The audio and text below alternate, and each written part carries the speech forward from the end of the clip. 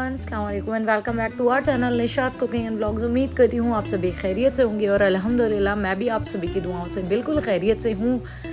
तो सबसे पहले तो आप सभी को मेरी तरफ से इस रमज़ान की दूसरी सहरी मुबारक हो। और यहाँ पर मैं शेक बना रही थी, मैंने बनाया था बनाना शेक, लेकिन जो भी मैंने सहरी की थी और जो भी मैंने खाया था बनाया था, लेकिन आज मैं उसे शूट करना ही भूल गई। लेकिन बाद में मुझे याद आया तो मैंने सोचा चलो अब यही कर लेती हूँ, अब क्या कर ही क्या सकते हैं। और मैंने सहरी करने के बाद पारा पढ़ा था, जो मैं रमज़ानों में ऐसे करती हूँ, कुरान शरीफ के साथ ना पढ़ के मैं पारों के साथ पढ़ती हूँ, क्योंकि उसे हम किसी भी वक्त ईजीली कैरी कर सकते हैं। और उसके बाद मैंने ज़ोहर के टाइम जब मैंने अपना काम वाम कर लिया था यहाँ पर, उस वक्त शूट किया था। यहाँ पर मेरी किचन की क्लीनिंग वगैरह हो चुकी थी और यहाँ पर ज़ोहर के वक्त ही चने बॉईल करके रख दिए गए थे। और अम्मी को भी, जो भी जैसे कि आप सभी के साथ लास्ट ईयर भी मैंने शेयर किया है और कल भी मैंने लास्ट व्लॉग में शेयर किया था कि मेरी अम्मी हैं वो दोपहर के वक्त ही या सुबह के वक्त ही जो भी कटिंग और चॉपिंग का सामान होता है वो करके रख देती है। यहाँ पर अम्मी ने अच्छे से वॉश करके सब कुछ रख दिया था और किचन भी अल्हम्दुलिल्लाह सब अच्छे से क्लीन हो गई थी और घर भी अच्छे से क्लीन हो चुका था। तो यहाँ पर आप देख सकते हैं अल्हम्दुलिल्लाह घर भी बिल्कुल अच्छे से क्लीन हो चुका था। अब ये वक्त था ज़ोहर की नमाज का, तो सबसे पहले तो मैंने जा नमाज़ पकड़ी और फटाफट से नमाज के लिए मैं खड़ी हो गई थी। और रमज़ानों की जो रौनक और बरकत होती है वो माशाल्लाह बहुत ही ज़्यादा अच्छी लगती है। और उसके बाद मैंने नमाज़ अदा करी, रेस्ट किया और उसके बाद डायरेक्ट मैं असर से थोड़ी देर पहले ही किचन में पहुंची थी। और यहाँ पर मैं पहुंची और मैंने देखे यहाँ पर दही के 2 डब्बे रखे हुए थे। पता चला मुझे हैदर की बात याद आई, क्योंकि कल हैदर ने मुझसे रिक्वेस्ट की थी कि उन्हें आज के मतलब इफ्तार के वक्त दही में फुल्की खानी है, तो उसी वजह से किचन में ये रखे हुए थे। तो मैं फटाफट से पहुंची। मैंने सबसे पहले तो पैक को खोल कर बड़े बर्तन में दही को डाल लिया था, दोनों पैक को, क्योंकि मेरे घर में दही में फुल्की बहुत ही शौक़ से खाई जाती है। मेरे पापा की भी बहुत ज़्यादा फेवरेट है और मेरे घर में बाकी भी सबको बहुत ज़्यादा पसंद है। और मेरे घर में कभी भी दही में फुल्की को खाली नहीं खाया जाता, मतलब प्लेन भी हम लोग नहीं खाते, हमेशा इसे चने के साथ, काले वाले चने की चाट हो या पके हुए काले चने होते हैं उसके साथ बहुत ही ज़्यादा शौक़ से खाए जाते हैं। तो यहाँ पर मैंने सबसे पहले 2 दही के पैक डब्बे डाल लिए थे और ये एक पैक था शायद 200 ग्राम का, और मैंने दोनों पैक को डालकर उसमें नमक डाला था और उसके साथ डाला था ज़ीरा पाउडर, भुना हुआ ज़ीरा पाउडर जो मैंने घर पे ही बनाया था उसे डाला था। और उसके बाद मैंने यहाँ पर जो आपके साथ मैंने लास्ट व्लॉग में शेयर किया, सेकंड लास्ट व्लॉग में शेयर किया था कि मैं पहले चटनियों को पहले से बनाकर रखती हूँ। तो ये लहसुन और हरी मिर्च की चटनी जो मेरे पापा को बहुत ही ज़्यादा पसंद है, इस चटनी को मैंने इसके साथ डाला था ताकि अच्छा सा बढ़िया सा फ्लेवर है। दही को तैयार करने के बाद मैंने उसे रख दिया था साइड और यहाँ पर मैं उसकी करने वाली थी पकौड़ियों की तैयारी। तो सबसे पहले यहाँ पर मैंने लगभग 2 कप बेसन ले लिया था। उम्मीद करती हूँ कि आप सभी को मेरी ये इजी और क्विक रेसिपीज़ पसंद आती होगी। तो अम्मी ने पहले से चॉपिंग करके रख दी थी, तो जो प्याज और हरी मिर्च थी तो मैंने सबसे पहले तो उसे बेसन के साथ ही डाल लिया था और उसमें फिर उसके बाद डाला था नमक टेस्ट के हिसाब से ही डाल लेना है।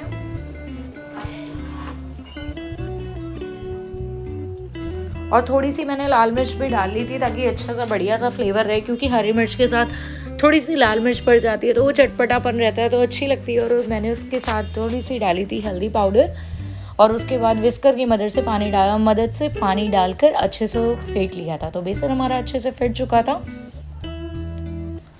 उम्मीद करती हूँ आप सभी को मेरा लास्ट वाला जो मैंने फर्स्ट डे का व्लॉग शूट किया था आप सभी को पसंद आया होगा। वैसे तो मैं सभी रमज़ानों में तो सभी बहुत ही ज़्यादा बिज़ी रहते हैं, क्योंकि इबादत का महीना होता है, उसके बाद इंसान अपने घर के कामों में ही बहुत ज़्यादा बिज़ी होता है। लेकिन फिर भी मैं ट्राई करती हूँ कि अपने थोड़ी दिन की जो ग्लिम्स होती हैं आप सभी के साथ शेयर कर सकूँ। दिन के जो भी मैं डे मोमेंट्स स्पेंड करती हूँ तो आप सभी के साथ शेयर कर पाऊँ। मैंने आपसे ये भी बताया था कि हो सकता है मेरे व्लॉग्स इस बार रमज़ान में लेट आए, लेकिन इंशाल्लाह मैं कोशिश यही करूँगी कि डेली कंसिस्टेंसी के साथ रेगुलर आप सभी को अपने व्लॉग शेयर करूँ। लेकिन हाँ, बस ये बिल्कुल कहूँगी कि लेट व्लॉग ही अपलोड होंगे, क्योंकि पहले मैं ऐसा करती थी कि जो अफ्तारी के बाद का वक्त होता है चाय वाय पी के मैं किचन क्लीन करती थी और उसके बाद सबसे पहले अपने व्लॉग को एडिट करके अपलोड करती थी, मतलब अपनी तराबियों से पहले मैं ये काम करती थी। लेकिन इस साल मैंने सोचा कि पहले इबादत है, बाद में ही बाकी काम है, तो इस बार मैं ऐसा करती हूँ, तराबी के साथ बाद फ़ारिग होने के बाद ही अपने व्लॉग को एडिट करती हूँ और अपलोड करती हूँ।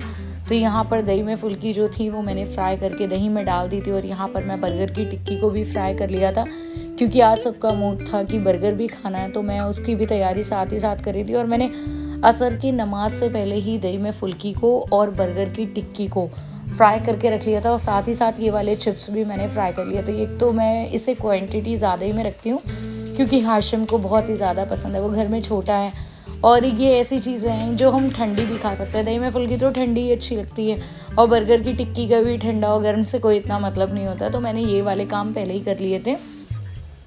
फिर असर की अज़ान हो गई थी, तो मैंने सबसे पहले अपनी असर की नमाज को अदा किया था, और उसके बाद दोबारा से मैं किचन में आ गई थी। यहाँ पर मैं बैटर तैयार कर रही थी, और ये वाला बैटर तैयार कर रही थी मैं आलू की पकौड़ियों के लिए। तो यहाँ पर मैंने बेसन और कुछ स्पाइसेस को डालकर उसका दोबारा से एक बैटर तैयार करने के बाद ही उसमें आलूओं को डिप करके फ्राई कर लिया था।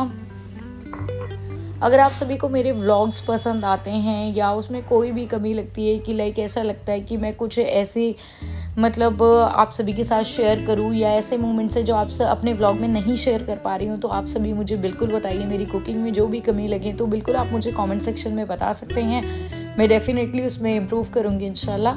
तो यहाँ पर मैंने बैटर को तैयार करने के बाद जो पकौड़ियाँ आलूओं की तैयार कर रही थी, मैं उन्हें भी फटाफट से फ्राई कर रही थी, क्योंकि एक तो ऐसा होता है ना कि रमज़ानों में बहुत सारी ये भी बनना है वो भी बनना है, ये सभी के घर में होता है नॉर्मली, ऐसा नहीं है कि हमारे घर में होता है, सभी के घर में होता है अल्हम्दुलिल्लाह। क्योंकि रमज़ान का जो मंथ होता है वो माशाल्लाह बहुत ही बरकती मंथ होता है, बहुत ही ज़्यादा लोग अच्छे से अच्छा खाना बनाते हैं और खूब खाते हैं, और एक दूसरे के साथ शेयर भी करते हैं, तो सब में खुशियाँ बांटते हैं, माशाल्लाह अच्छा लगता है। तो यहाँ पर मैंने उसके बाद गुजिया, जो नॉनवेज गुजियाँ पहले से फ्रोज़न करके रखी हुई थी, उन्हें भी फ्राई कर लिया था। आज मैंने जो बाकी कबाब थे और जो वेज और नॉनवेज मिक्स वाले कबाब थे उन्हें मैंने फ्राई नहीं किया था, आज केवल मैंने नॉनवेज वाली गुजियों को फ्राई कर लिया था। और उसके बाद फटाफट से मैं यहाँ पर तैयार कर रही थी प्याज वाली पकौड़ियों की तैयारी कर रही थी, क्योंकि टाइम बहुत ही कम रह गया था और मैं बहुत ही जल्दी में अपने सारे कामों को निपटा रही थी, क्योंकि इसके बाद भी मेरे पास कुछ काम थे। लेकिन जैसे बर्गर को भी तैयार करना था, चनों को फ्राई करना था, और दही में फुल्की जो तैयार की थी उसका भी तड़का देना था। इधर अम्मी भी मुझे बार बार कह रही थी कि जल्दी कर लो, वक्त होने वाला है, तो मैं फटाफट से यही कोशिश कर रही थी कि सारे काम वक्त पे ही हो जाएं।